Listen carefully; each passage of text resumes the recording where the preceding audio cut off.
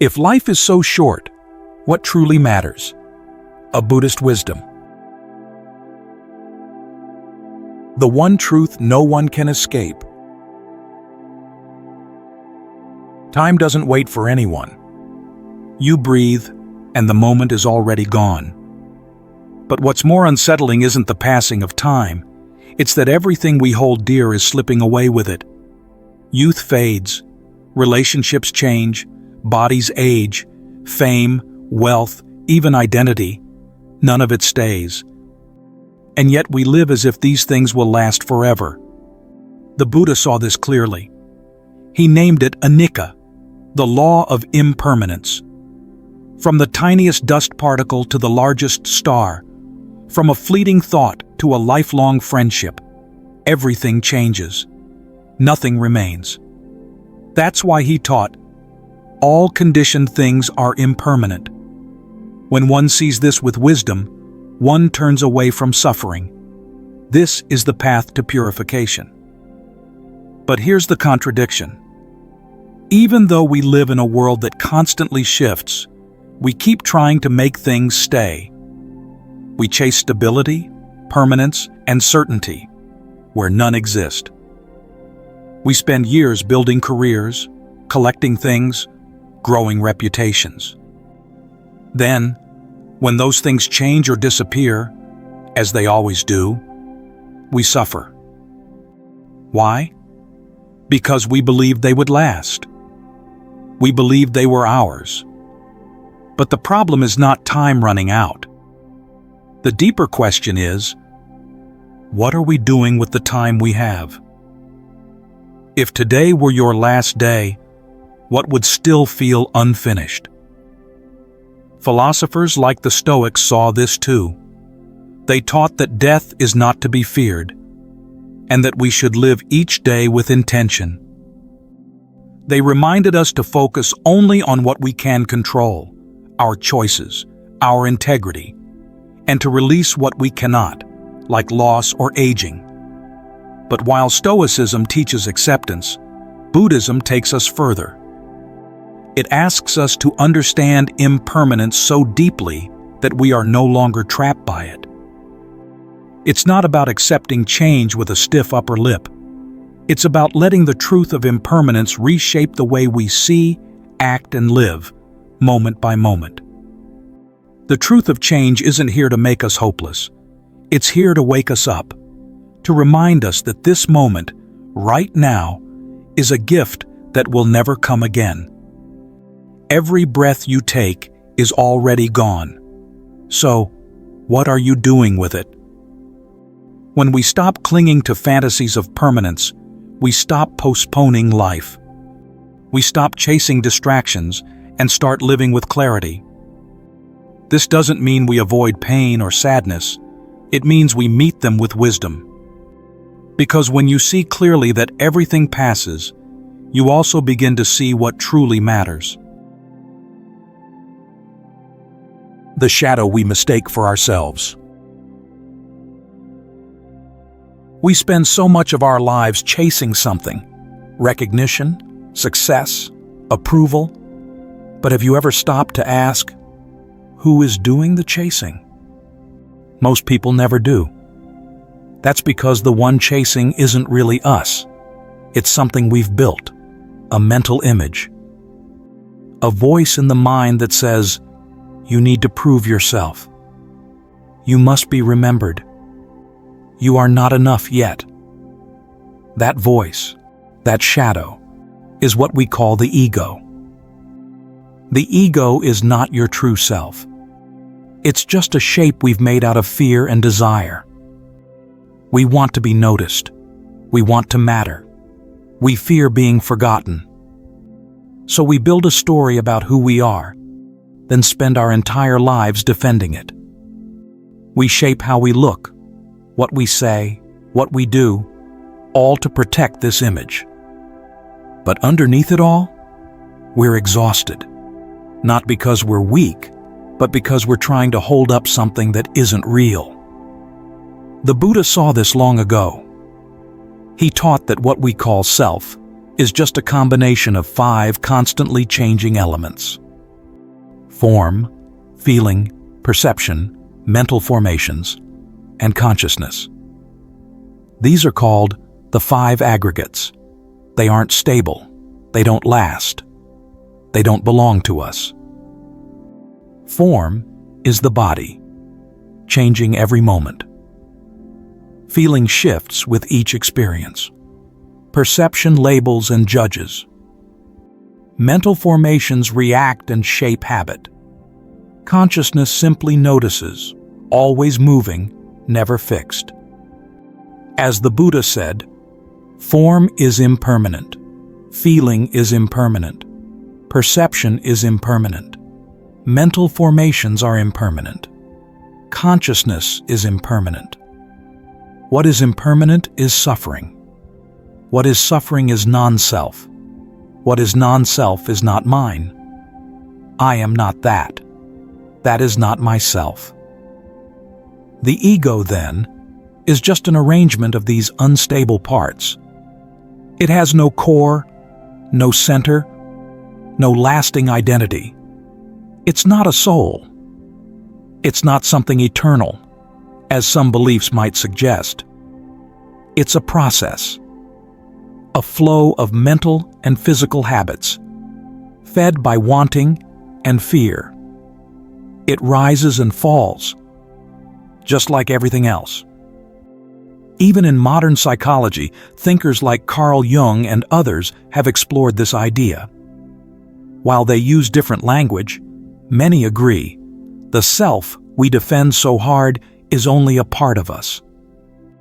It's not the full picture. It's a survival mask, shaped by memory, expectation, and emotion. The fear of being no one. The hunger to be someone. These are the ego's ways of proving it exists, despite the fact that it never truly does. And when you see this, not just as an idea, but as a fact of experience, it changes everything. You no longer have to protect the story. You no longer have to win or be seen. You can let go of the weight you've been carrying. You can finally rest. Because the one who was struggling so hard to be someone was never really you. Why letting go isn't loss, it's freedom. We usually think that losing something is painful. When things fall apart, our plans, relationships, or possessions, we often feel like something has gone wrong. But what if that moment of losing was not the end, but the beginning of something real? What if the very act of letting go could open the door to a kind of freedom we've never known? In Buddhism, the problem of suffering doesn't come from having too little. It comes from craving, a deep, restless hunger to hold on to what cannot be held. The Buddha didn't teach us to end suffering by gaining more or by fixing the outside world. He pointed us inward, toward the root cause. Craving is the origin of suffering. This craving, called tanha, is not just about wanting a car or a job. It's much deeper. It includes the urge to keep existing, to protect our identity, and even the strange wish to disappear when things get too hard. We grasp at experiences, relationships, identities, and even our own bodies, trying to make them mine. But the truth is, none of it stays. And none of it was truly ours to begin with. The Buddha also said, not to get what one wants. That too is suffering. Wanting itself carries the seed of pain. We think we suffer because we don't have something, but often we suffer because we want it in the first place. Once you see that, the whole structure of craving begins to shake. Even ancient philosophers questioned whether we can truly possess anything. The skeptics doubted whether we can fully know or control the world.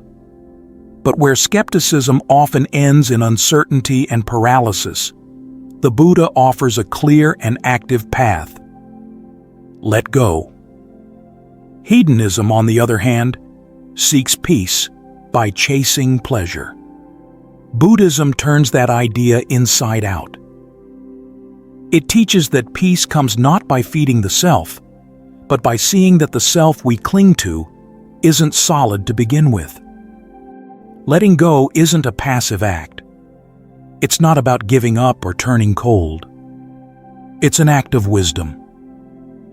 To let go is to see clearly that things are changing, unreliable, and not truly ours. When we stop holding on, something beautiful happens. We don't become empty, we become spacious. And in that space there's calm, there's kindness, there's clarity. This is not escape. It's not detachment in the cold sense. It's a radical shift from grasping to understanding, from chasing life to seeing it as it is. And that, deeply and quietly, is the beginning of real freedom. The Noble Eightfold Path, living with clarity, not control. Once we stop holding on, something quietly shifts. We no longer live to prove ourselves. We no longer arrange our lives around fear. Instead of trying to protect some image of me, we begin to live more naturally, more honestly. It's like a stream flowing downhill. It doesn't force its way, but over time, it wears away even the hardest rock. This kind of ease is not laziness. It is strength without aggression. The Buddha called it the Noble Eightfold Path, not a belief system, but a way of being. This path isn't a checklist. It's a way to live that gradually frees us from confusion and suffering. The Buddha described it clearly: right view, right intention, right speech, right action, right livelihood, right effort, right mindfulness, and right concentration. These 8 parts support one another, like the spokes of a wheel. Practicing one helps the others grow stronger. Right view is the foundation. It's not about agreeing with Buddhist ideas. It means directly seeing the truth of impermanence, suffering, and the absence of a fixed self. This isn't something we can memorize. It's something we learn by looking deeply into our own experience. We begin by listening, reflecting, and then looking inward. Is this true in my own life? From that understanding comes right intention. This isn't just what we hope to do, but what quietly shapes our speech and actions. Are we guided by kindness or by fear? Are we moved by greed or by a wish to be of benefit? We start to notice the quality of our inner compass. Then comes right speech. This isn't just about being polite. It's about using words in ways that are honest, timely, and helpful. We learn to pause before we speak, to ask ourselves, is this true? Is this necessary? Is this kind? We avoid gossip, harsh words, and empty chatter. Not to follow a rule, but because we see how words can either build peace or feed confusion. Right action is how our body expresses what's in our heart. We refrain from harming, stealing, or misusing our sexuality, not out of guilt, but from awareness. These choices protect our mind from regret. They create the conditions for a clear, open life. Right livelihood brings that same awareness into how we earn a living. It means not profiting from killing, deceit, or harm. But deeper than that, it asks, does my work help others or harm them? Am I creating more suffering in the world or less? This is not about being perfect. It's about aligning our life with our values, step by step. Then comes right effort. Not all effort leads to wisdom. This is the effort to guard the mind. We notice unwholesome thoughts before they take root. We strengthen wholesome qualities, like patience, honesty, and compassion, until they become second nature. It's a quiet discipline, like tending a fire. Right mindfulness is the heart of the path. It means remembering to come back, again and again, to the present moment. We pay attention to the breath, the body, thoughts, emotions, whatever arises. But we do so without judgment, just noticing. This soft, stable attention is what allows wisdom to arise. Whether we're meditating, washing dishes, or walking to work, we practice being here. Right concentration is the deepening of that attention. It means training the mind to stay with one thing, steadily and calmly. This isn't about zoning out. It's about developing a mind that can rest. A peaceful mind sees more clearly. From that stillness, insight comes more naturally. When these 8 paths begin to work together, we start to live more lightly. Not because we escape the world, but because we no longer live through clinging. The Buddha never asked, "What do you want?" He asked something much deeper. What will you do when you realize that nothing you cling to can save you? This is not a question of despair. It's a question of liberation. When we stop living to protect an ego, something else appears: stillness, honesty, kindness. We don't become perfect, but we stop being controlled by fear. That's what it means to live with clarity. And that's where freedom begins. What truly matters? Freedom from suffering. If life is short, what truly matters? According to the Buddha, the answer is not wealth, fame, or even happiness. What truly matters is freedom from suffering. This is not a poetic idea. It's a real state of mind called nibbana, a deep peace that isn't touched by birth, aging, sickness, or death. But nibbana isn't a place you go to after death. It's not a reward. It's not a fantasy. It's a state of mind you can realize in this very life. It becomes possible when the fires of greed, hatred, and delusion, the 3 poisons, are fully extinguished. These poisons aren't just emotions. They are the fuel that keeps the cycle of suffering alive. Greed keeps us chasing. Hatred hardens our hearts. Delusion keeps us lost, thinking what is impermanent can last. When these fires die out, something quiet begins to emerge. The mind becomes simple, still, and clear. Not numb, not empty, but open. This is not the same as having no desires. It's about not being trapped by them. It's the end of clinging. And this, the Buddha taught, is true peace. To move toward that peace, we need to grow 2 essential qualities. The first is wisdom, not just knowledge, but a living understanding of the 4 noble truths. Seeing clearly how craving creates suffering. Seeing that all things are impermanent and without a fixed self. This kind of wisdom isn't theoretical.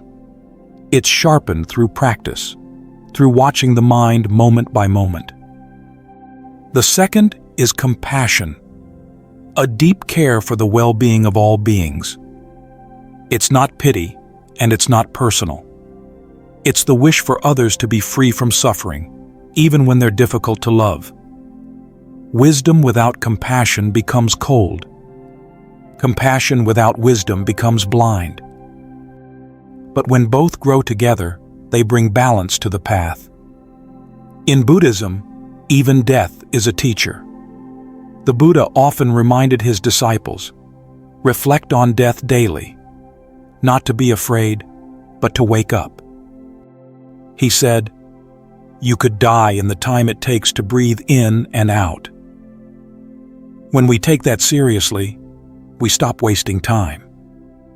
We stop clinging to what doesn't last. Many religions look to a creator or promise an eternal life after death. Buddhism does something different. It turns our attention inward, not to escape the world, but to transform our relationship with it. The goal is not to be saved by something outside, but to free ourselves by deeply understanding the nature of mind. Some Western philosophies, like existentialism, also speak about freedom, but they often leave people with no ground to stand on, just the heavy task of inventing meaning in a meaningless world. Buddhism offers something else, not just creating meaning, but transcending the whole idea of meaning and meaninglessness. When suffering ends, you don't need meaning. You are free. Life is short, but short doesn't mean small. It's long enough to wake up, long enough to practice, long enough to see clearly what matters. Each breath becomes a chance to return to the present. Each moment becomes a doorway to wisdom and kindness.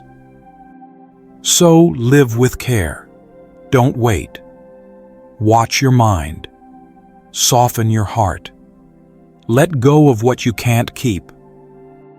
And above all, don't forget, the goal is not to live forever. The goal is to live wisely, fully, and free from suffering, starting now.